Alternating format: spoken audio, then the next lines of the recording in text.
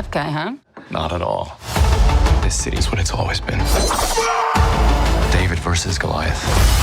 I promise to keep it safe. All right, Nigeria Chambers here from Big Gold Belt Media. Really excited for this one today. I have the Newton brothers who has composed some of your favorite projects up and down the board. Werewolves, The Devil's Hour, something I checked that I was really high on.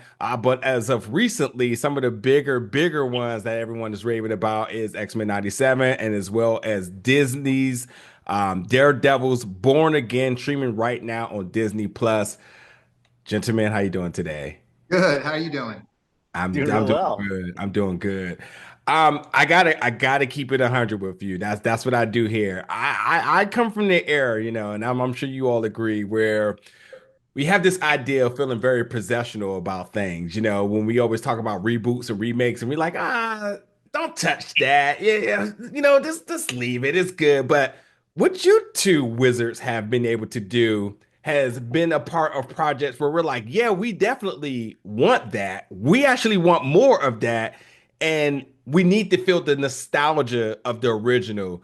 And that goes from, the X-Men animated series to X-Men 97. And that goes from Daredevil from the Netflix iteration to now the Disney Plus iteration, where you two have captured the essence of what we loved about. Like that first thing we need to hear before we even get in the door to make us feel comfortable, ready to go, strapped in for all of the craziness that's going to go down. So I really have to just ask you to, just strictly as the fans, when you know you're stepping into projects that have so much love, the fan base is monumental, but ultimately you just loved yourself. When you step into this project, what's sort of just that expectation, that excitement, that diligence before you get to working? I think it starts with, as you said, just being a fan. We're such a fan of the properties. And being a fan, you're very lucky to just be a part of that. So you get really excited, as it was for X-Men, same for Daredevil. And I had early Daredevil comics, so I was a fan a long time ago. And as you know, we watch X-Men Saturday morning cartoons like all the all the other kids. So yeah, we're super nerds. Yeah, and then we really get into like the dissection of it all, because there's like this moment when it first comes up where you're like, oh, like like you could fall real hard here. Like we'll hit the asphalt and there'll be no body parts anywhere. It'd just be like a little pool of blood and some like little elements of us like along the sidewalk. Yeah. So in the moment, it's like excitement and a bit of fear, but I think it's a really healthy fear, because it like really sort of taps into like, all right, well, let's get into it. And like once we get boots on the ground, I think you start to like figure out like, okay, this is like, we understand like this is what we do, but how are we going to not screw it up? And then, because like Taylor said, we're also fans, it's like, well, what do we want to hear? Like, it's like when X-Men 97 comes on, when the logo comes on, like, you don't want to hear something else. No, we know what we want to hear. Like, so it's like, all right, let's, and it's the same with Daredevil. It's like a similar thing, right? And I think Daredevil was a little different from X-Men 97, because Daredevil was like, his character is taking on another whole thing, that we get into. And it was like, okay, well, let's stick with what we all love and it's working. And then how do we go from that and be inspired by that to like go into who Matt is now and who Daredevil is now and who, Fisk is now, the whole thing. And anyway, but it's super exciting, like fearful and exciting. Yeah, I really, really want to tap into you all's brains because I know you're both are horror junkies, and I think horror is one of the most art expressive genre of them all. There's so much you can do within horror, a lot of creative freedoms, but so much storytelling, so much folks can resonate with, not just slashers, but like there's so complex. So with sort of that mindset and that appreciation for it, I wonder how you look at artistry through music. And so when you take something like Daredevil, which as you mentioned, this new duality in this iteration of Daredevil, where we see a parallel between the two. They're so connected in a way we just maybe some folks didn't imagine, but they make it very clear that they're very much connected. Matt Murdock and Wilson Fisk, and so when you do hear the new theme, you start to sort of not only did you visually, which I know something that's also something that's very important to you all is the visuals, but like you hear like sort of just this new rendition, this new feel, this new chapter of everything. So I'm wondering from you all, just from a very broad but yet detailed as explanation, when you took John's work from the Netflix version and you wanted to make it yours, but you had to incorporate this new part of the storytelling, then you had to incorporate some of the horror little tunes to it. Where was the storyboard and all of this? How did y'all get from A to Z with this? We did early mock-ups, like really, way before it got super deep. And what we came to discover was that Matt Murdock he needed his own theme. It needed to have something for Matt, and that was part of the expansion. And so I think we have this beautiful theme from John that is Daredevil, and that we all love, and so that really is about just making changing that a little bit in terms of what's happening in the setting of the new show, but we didn't really want to change the theme. That thing just stay intact. So it was about how do we paint Matt, and where is Matt in this place? He's internally struggling with sort of who he is, and it's like you start to question like where's the line between a vigilante and a superhero, and the perspective on that, and also how that balances with Fisk. So I think like the two, and that's again as you were saying, the parallel connection. So I think musically we wanted to play with that duality, and that's where that sort of internal humming that is Matt, that it plays through, in different places throughout the show, because it's like, is he going to be Daredevil again? Is he struggling? Like, is it a bad thing? Is it a good thing? Like, is it more harm than good? It's those sort of questions. And I think as a viewer, that's exciting, Yeah, and having it's interesting because in like the horror space, there's this thing of like, I feel like with music, you never really want to think too much. Like if you think, you stink. I feel like that, there is a process of like, you need to get into details and weeds of things, but I think that like first idea, best idea sometimes is the best sort of approach, but you don't want to just be that arrogant about it. And I think like when it comes to like, from the horror world, there's a thing where it's like, what is your first gut on what's going on here?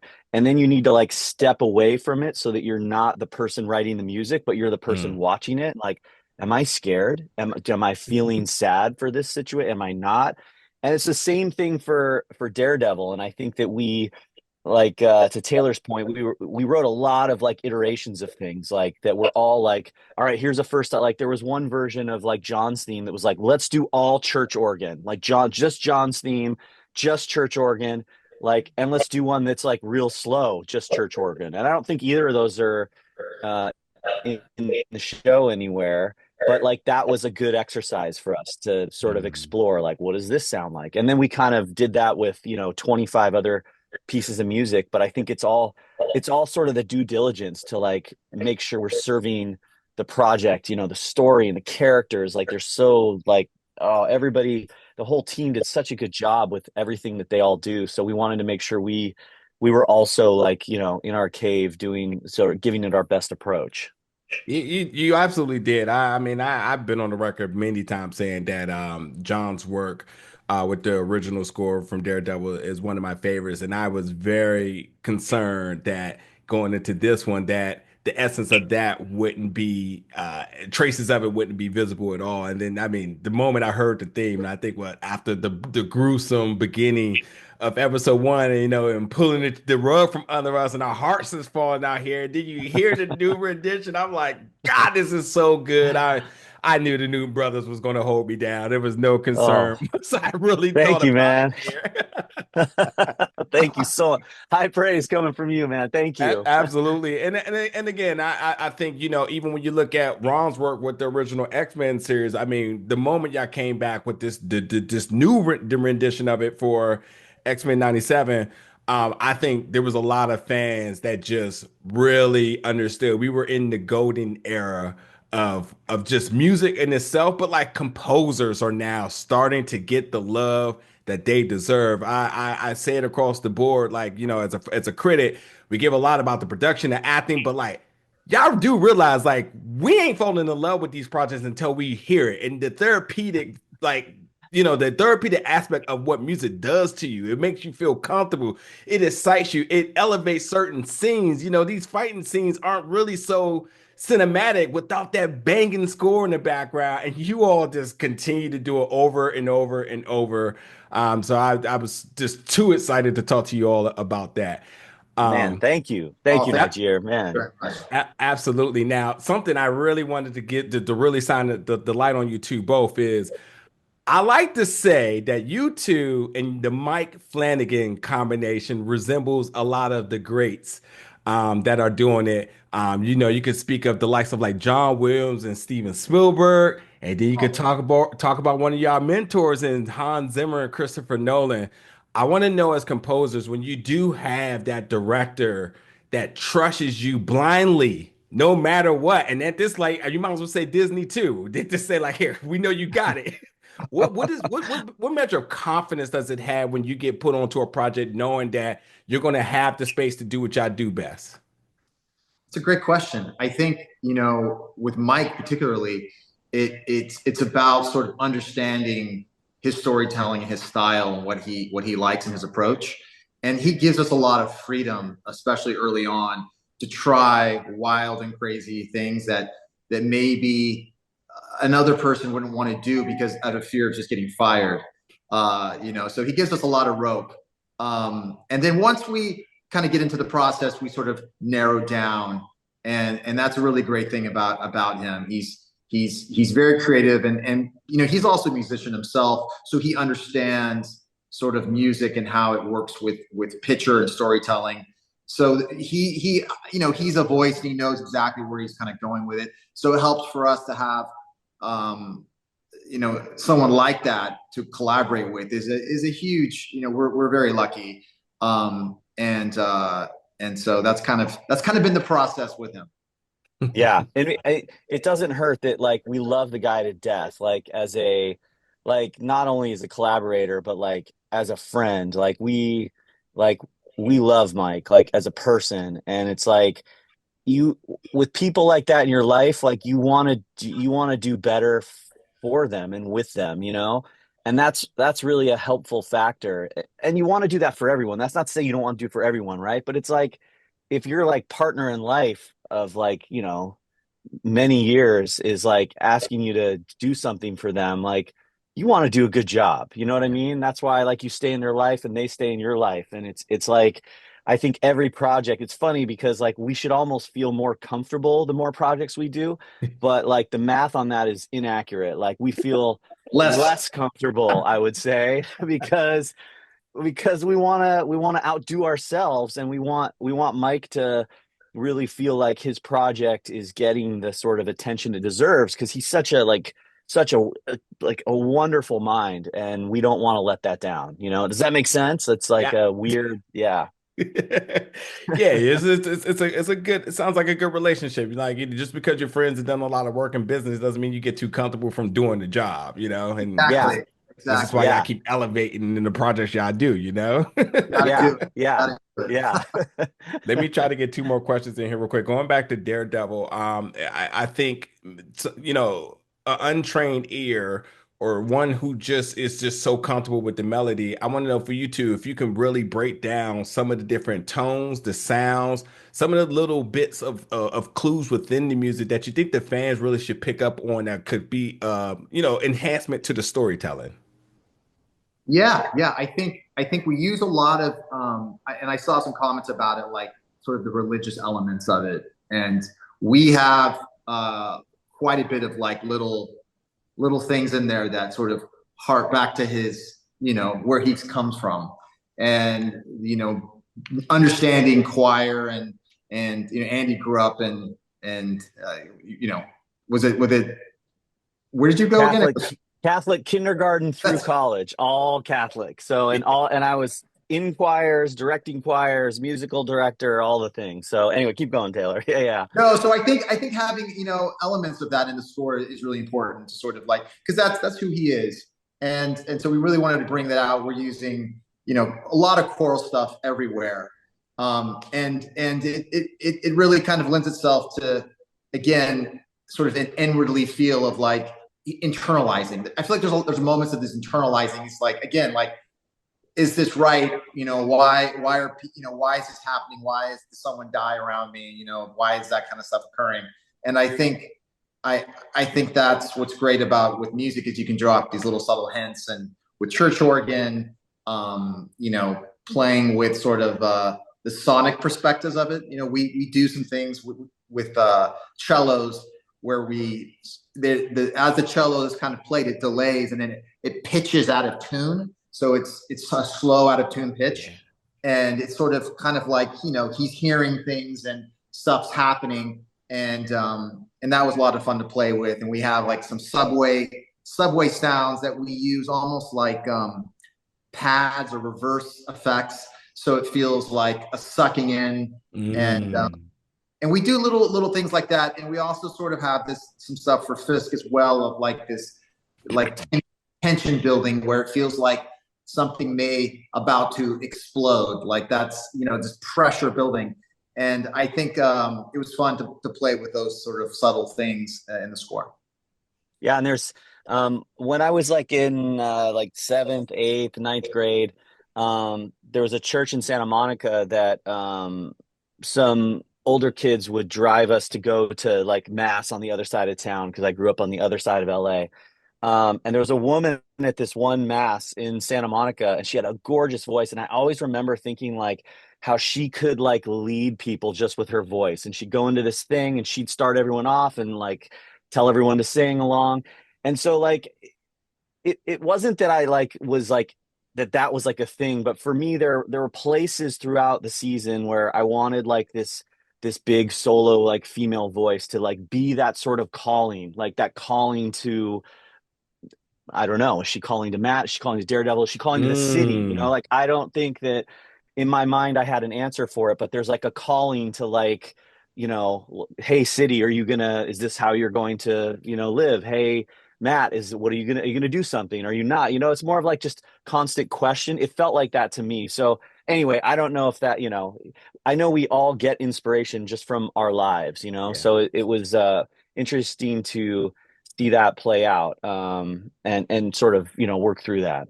A completely beautiful story you both there. And I will say, a lot of critics, when they talk about projects in pull quotes, it's a lot really about the visuals or production and whatnot. And I think music tends to always get forgotten. But given the chance to check this out early, I have a banging surround sound setup and whatnot. And I got to tell you, that swooshing noise that you were talking about, I'm glad you mentioned that, because I remember watching, and I want to say it was definitely episode 1 or 2 in the very beginning, where it's out. Well, this part is out now, where we know about the incident where the cop is killed.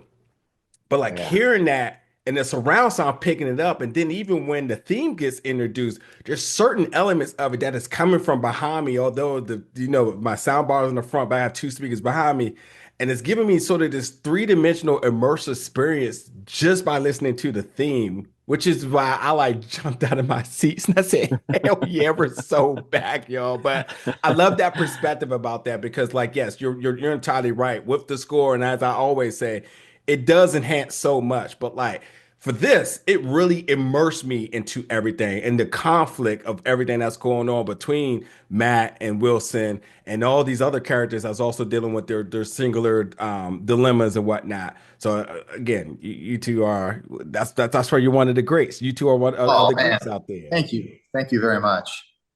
Yeah, there's it's crazy. They've got the whole a whole team making sure the sonics that even our our score mixer, Jonathan Wales, he's super hip into the Atmos thing. And he's like, with mixing now, you Yeah. can mix with like objects in the room, and it's just I, like it's bananas. So I, it's like it's yeah. I will say one thing that is interesting that you picked up on, but the sort of the way that the three-dimensional we did recording the orchestra actually.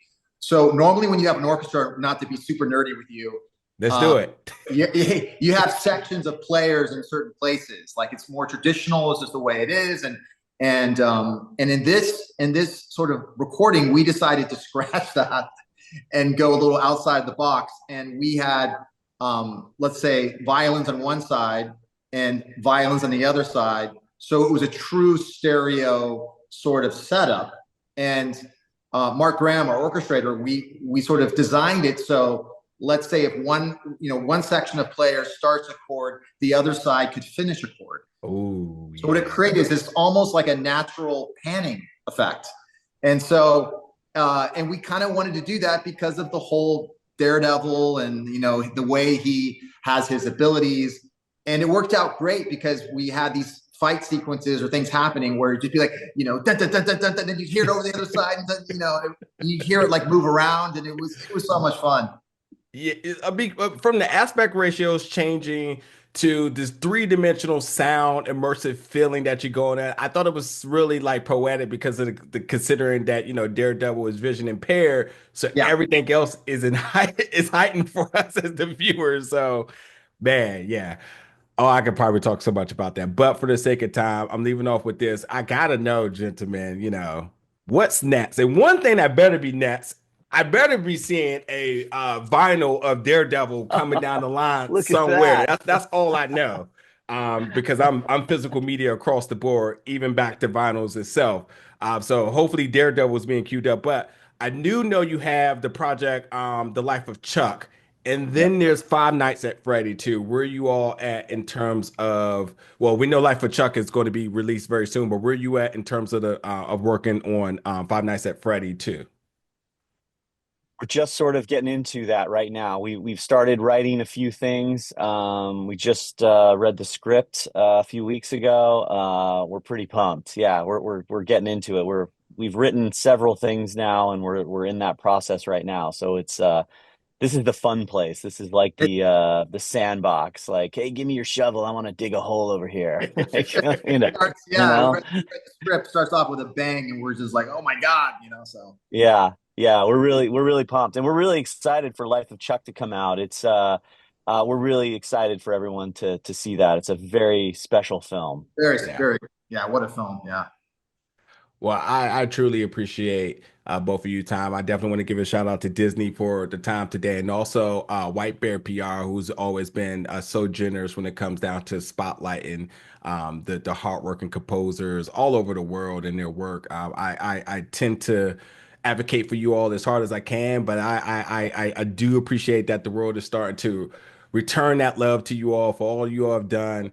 For all the amazing composers out there, the John Williams, the Barry McCreary's out there, the Hans Zimmers, the Newton brothers, these folks that's out here that's making all these projects that we love, taking it to the next level. Because without y'all, I swear the experience wouldn't be what it is. And I really appreciate you all giving me a bit of insight into Daredevil, but also just all you two do. And hopefully we'll have a lot more to talk about in the future. Oh, thanks, man. 100%. Niger, thank you so much, man. Really appreciate you, man. Thank you. Absolutely, folks. You already know what it is. Daredevil Born Again is streaming right now on Disney Plus. So is Esme 97. So many more movies with the Newton brothers attached to. Just keep an eye on their socials for all the upcoming projects. It's been an absolute pleasure talking to you both today. Thank you so much for the time. Likewise. Our honor. Thank you, man. Thank you. Absolutely. Vigilante.